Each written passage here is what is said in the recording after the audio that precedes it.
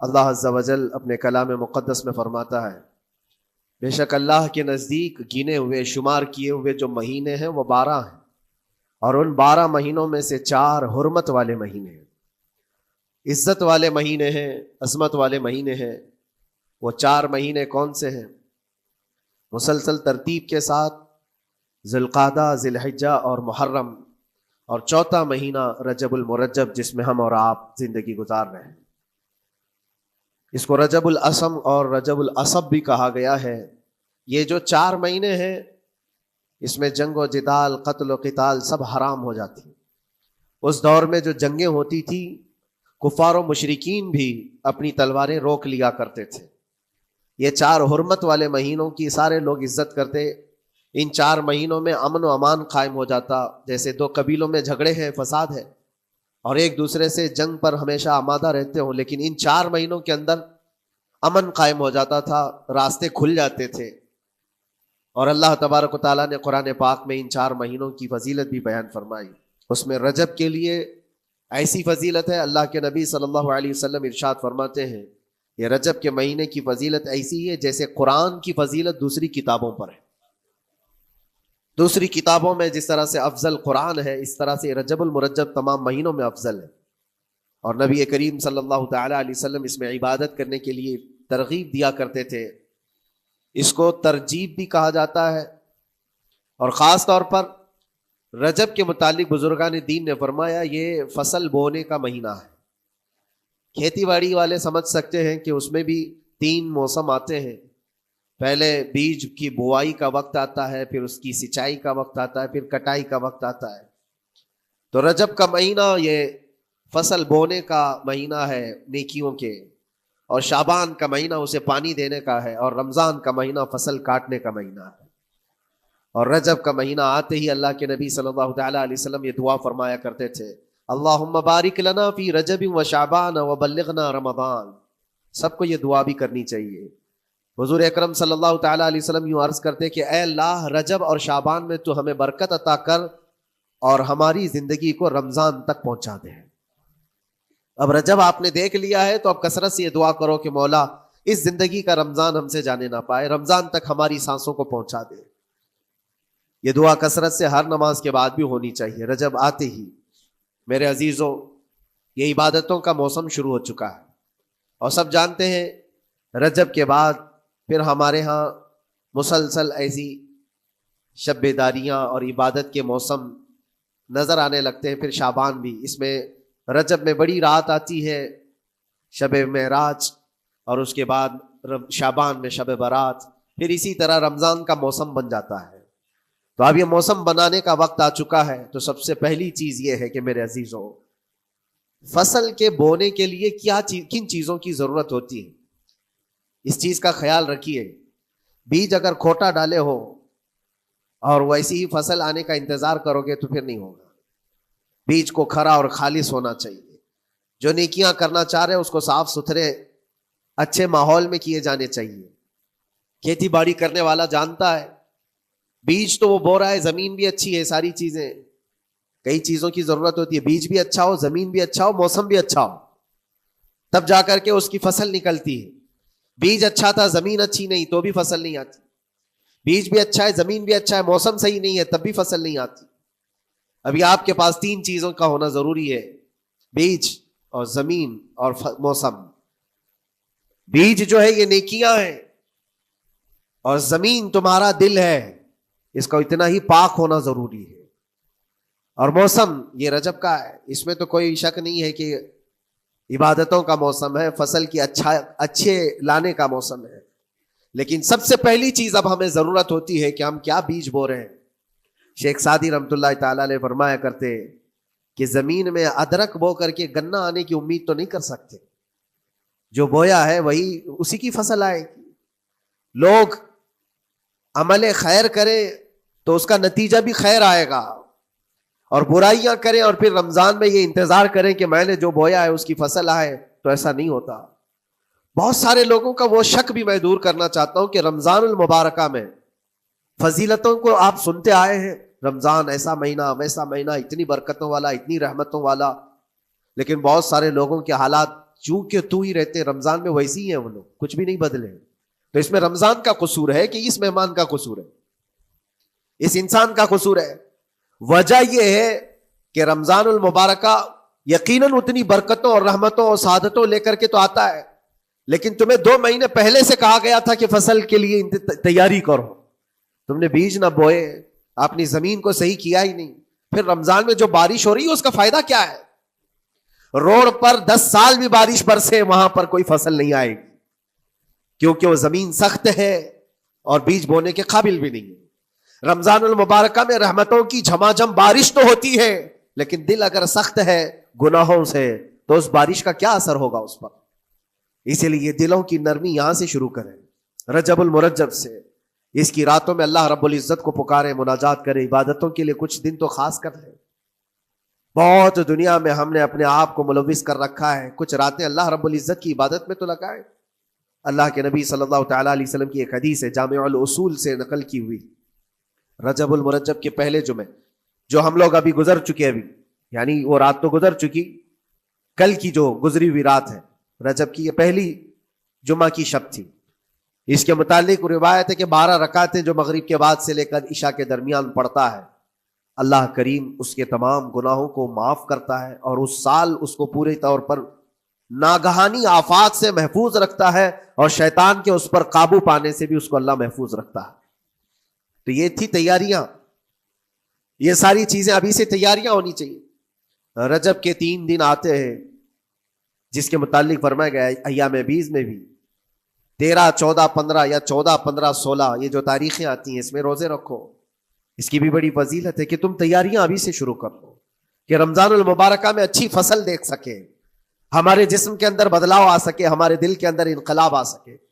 اور تیاری یہاں سے نہ کر کے صرف رمضان میں ہی امید لگائے بیٹھتا ہے تو میرے عزیزوں کچھ تو صفائی کی ضرورت ہوتی ہے.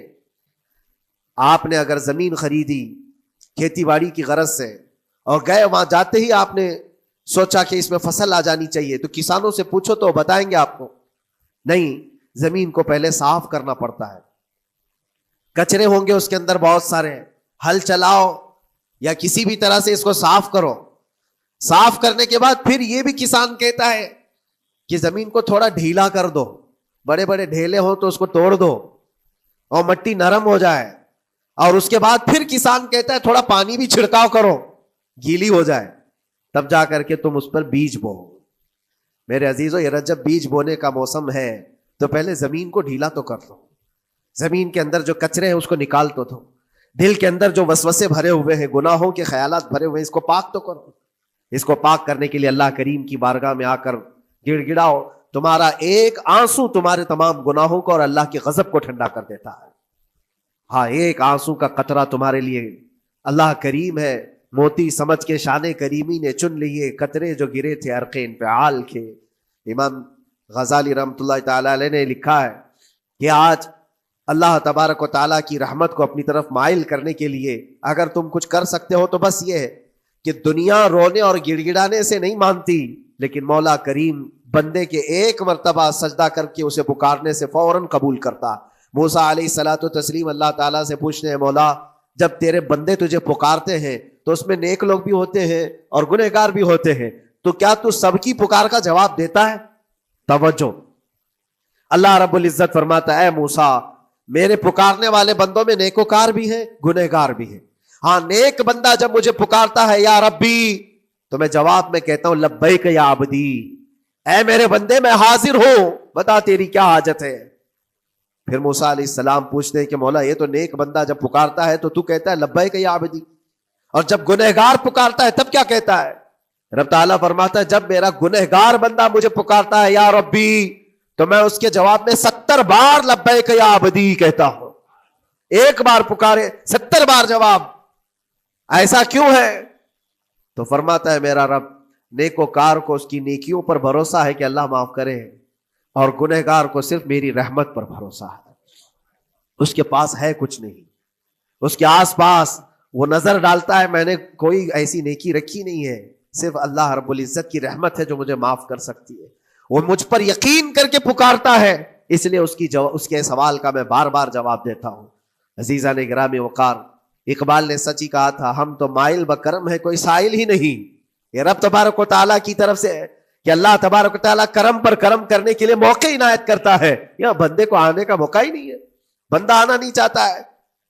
اس سے پہلے کہ تمہارے ساری چیزیں بند ہو جائیں، دروازے ختم ہو جائیں، اللہ رب العزت کی بارگاہ میں آؤ اور اسے پکارو. یقیناً یہ تمام چیزیں تمہاری زندگی میں انقلاب لاتی ہیں، بہت بڑی تبدیلی لاتی ہیں. عزیزان گرامی، پھر میں یہ عرض کرتا ہوں کہ رجب کے اس مہینے میں دل کو نرم کرنا بہت ضروری ہے. دلوں کی سختیاں آج گناہوں کی طرف مائل کرتی ہیں. ہمارا دل سخت ہے یا نرم ہے، اس کو پہچاننے کے کئی تھرمامیٹر دیے گئے ہیں ہمارے پاس. چیک کرو ہمارا دل کس پوزیشن میں ہے آج. امام غزالی فرماتے ہیں 3 علامتیں ایسی ہیں جس سے پتہ چل جاتا ہے انسان کا دل سخت ہے یا نرم ہے، بیمار ہے یا صحت یاب ہے. یہ ڈاکٹر لوگ اسکیننگ سے یا سونوگرافی سے نہیں بتا سکتے کہ تمہارے دل کی یہ کیفیت. کیسے اس کو اہل بصیرت سمجھ سکتے؟ فرماتے ہیں کہ اگر مسجد میں زیادہ دیر تک بیٹھ نہیں پاتا تو سمجھ لو اس کا دل بیمار ہے، اس کا دل سخت ہو چکا ہے، اس کو مسجد میں بیٹھنے نہیں دیتا.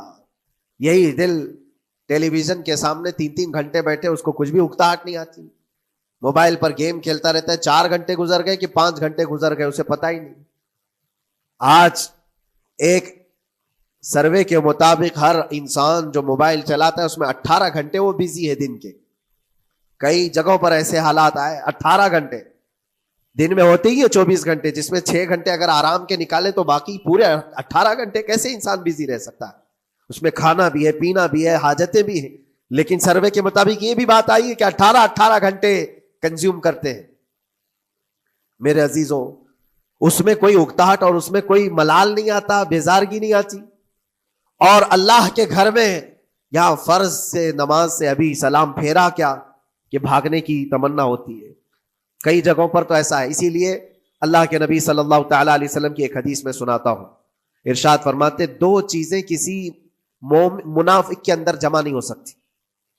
2 چیزیں منافق آدمی کے اندر آ ہی نہیں سکتی. وہ کیا چیزیں ہیں؟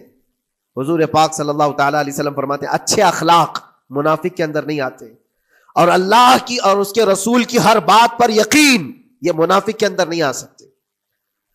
اور منافق کی یہ علامتیں بتاتے بتاتے میرے نبی نے یہ فرمایا، دیکھنا کہ مسجد میں منافق سب سے اخیر میں آئے گا اور سب سے جلدی بھاگے گا. اس کا دل نہیں لگتا، دل سخت ہو چکا ہے. اور بازار میں سب سے پہلے جائے گا اور سب سے لاسٹ میں نکلے گا. بازار اس کے دل لگنے کی جگہ ہے، اس کے وہاں پر تفریح کی جگہ ہے. اور مومن کی علامت یہ فرمایا کہ مومن مسجد میں جلدی آتا ہے اور دیر سے جاتا ہے، اس کا دل لگا رہتا ہے. اور مومن بازار میں لوگوں کے شروعات میں نہیں، اپنی ضرورت کے مطابق گیا اور نکل آیا.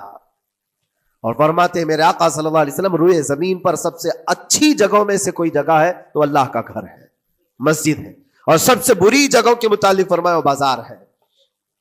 اب یہاں پر دلوں کے متعلق میں عرض کر رہا ہوں کہ کس کا دل کس پوزیشن میں ہے، اسے آج خود آزما لینا چاہیے. دوسری علامت، امام غزالی فرماتے ہیں قرآن پاک کھولے گا وہ صفحہ 2 صفحہ سے زیادہ پڑھ نہیں پائے گا، بند کرنے کا دل کرے گا. یہ تو چھوڑو اٹھانے کے بعد پڑھنے نہ پڑھنے کی بات ہے، کچھ تو چھونا بھی نہیں چاہتے، اٹھاتے ہی نہیں. سال پورا ہو گیا تو قرآن پکڑتے نہیں، تو پھر دل کی کیفیت کیا ہو چکی ہوگی؟ دل کیسا مریض ہوگا؟ بعض لوگ ہم سے یہ کہتے بھی تھے کہ حضرت پڑھنا تو آتا نہیں، کیا کریں گے قرآن کا؟ کہا اٹھانا تو آتا ہے.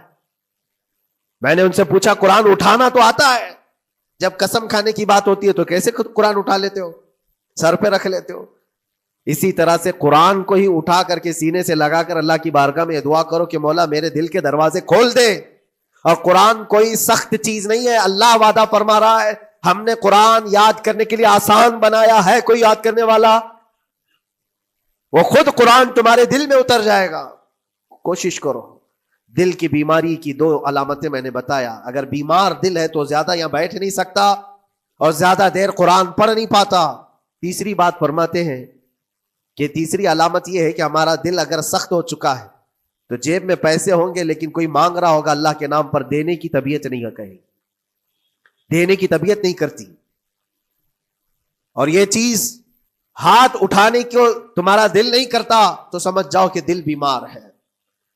اور دل کی بیماری لے کر کے اگر کوئی رجب میں سوچتا ہے کہ میں بیج بوؤں گا تو کیا فائدے کا؟ زمین سخت ہے، زمین سخت ہے، اور اس پر بارش بھی ہوگی تو کچھ فرق نہیں پڑتا، فصل نہیں آئے گی. دل کو نرم کرو. اور ایک علامت میں بتاؤں، اور ایک علامت کہ دل نرم ہے یا سخت ہے، اس کی ایک علامت یہ بھی ہے، اللہ کا جب ذکر کرے، جنت کا جب ذکر کرے، جہنم کے عذابات کا ذکر کرے، قبر کے معاملات کا ذکر کرے، حشر کے سوالات کا ذکر کرے، تو اس کی آنکھیں ڈبڈبا جائیں اور آنسو نکل آنے لگیں. قرآن کی آیتیں سن کر کے اس کا دل ہلنے لگے اور آنسو آ گئے، تو سمجھ جاؤ کہ اس کا دل نرم ہے. ابھی اس کا دل بیمار نہیں ہوا، ابھی اس کا دل بیمار نہیں ہوا. لیکن یہاں تو پوزیشن الگ ہے، سچویشن الگ ہے. ہم تو پتہ نہیں کن کن چیزوں میں رو لیتے ہیں، لیکن اللہ کا کلام سنتے ہوئے کسی کے کان پر جوں بھی نہیں رینگتی. لوگ تو گانوں پر تھرکنے والے اور نغموں پر اچھل کود کرنے والے وجد کی بات کرتے ہیں، لیکن اللہ کا کلام پڑھنے پر کوئی کسی کو وجد کیوں نہیں آتا؟ یہ ایمان کی علامت ہے. قرآن میں اللہ نے فرمایا اذا تلیت علیہم آیاتہ زادتہم ایمانا، جب اللہ کی آیتیں ان پر تلاوت کی جاتی ہیں، مومنین پر، ان کا ایمان بڑھ جاتا ہے. کیا آپ امام کے پیچھے قرات سن کر کے اپنے دل میں ہلچل محسوس کرتے ہیں؟ سننے کی طبیعت کرتی ہے. بلکہ ادھر نماز پڑھ کر کے جانے کے بعد آدھے گھنٹے کے بعد پوچھے آج پہلی رکعت میں کیا پڑھا تھا، دوسری رکعت میں کیا پڑھا، آپ کو پتہ ہی نہیں رہتا.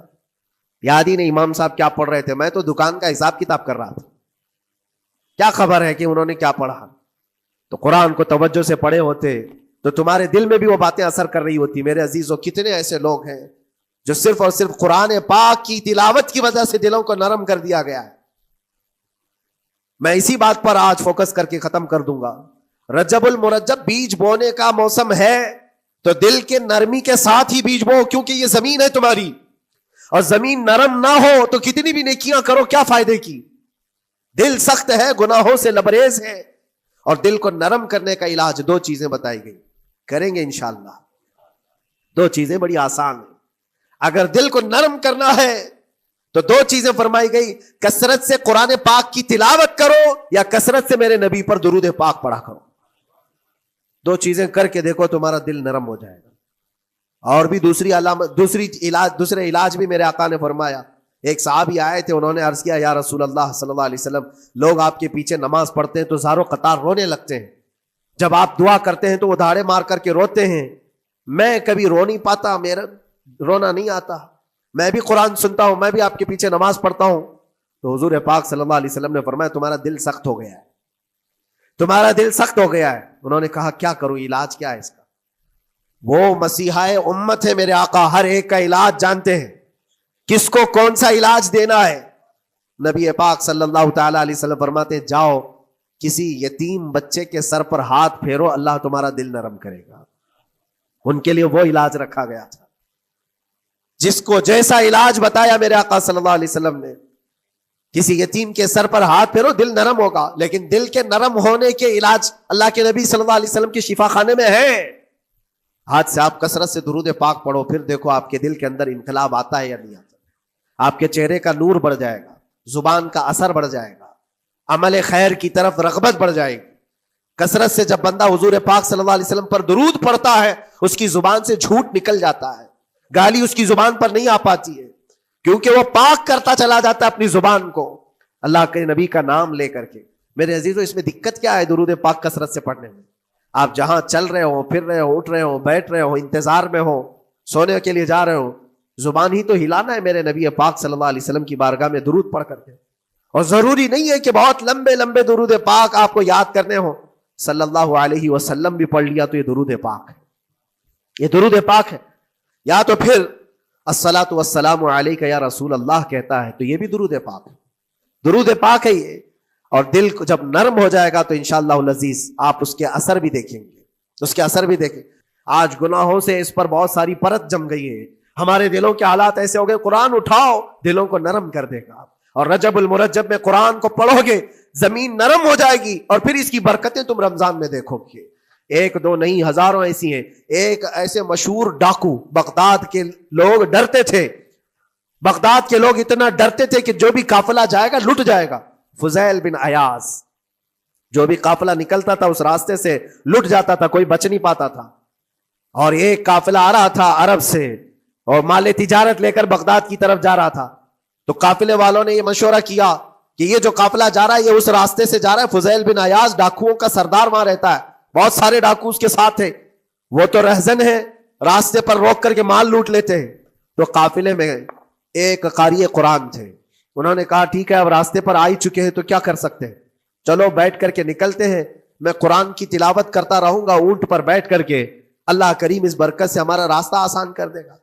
قاری قرآن نے قرآن کی تلاوت شروع کر دی، اور جب وہ راستہ آیا جو فضیل بن عیاض کا تھا، فضیل بن عیاض ایسی ڈاکہ زنی اور ایسی رہزنی میں مشہور آدمی، جن کے آس پاس جن کے ہاتھ کے نیچے 1000 سے زیادہ ڈاکو کام کرتے ہوں. بغداد پورا ڈرتا تھا، پورے راستے وہاں پر کوئی بھی سلامت نہیں جا پاتا تھا. اس راستے پر ایک قاری قرآن جب آیا، میرے عزیزو تلاوت کیا کر رہا تھا؟ سورۃ الحدید کی آیت تھی، الم یأن للذین آمنوا ان تخشع قلوبهم لذکر اللہ.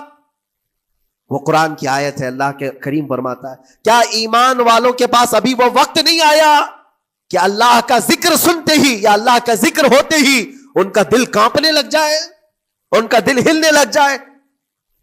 فضیل بن عیاض کے کانوں میں یہ آیت پڑھ رہی تھی، قاری قرآن بار بار اس آیت کو پڑھ رہا تھا.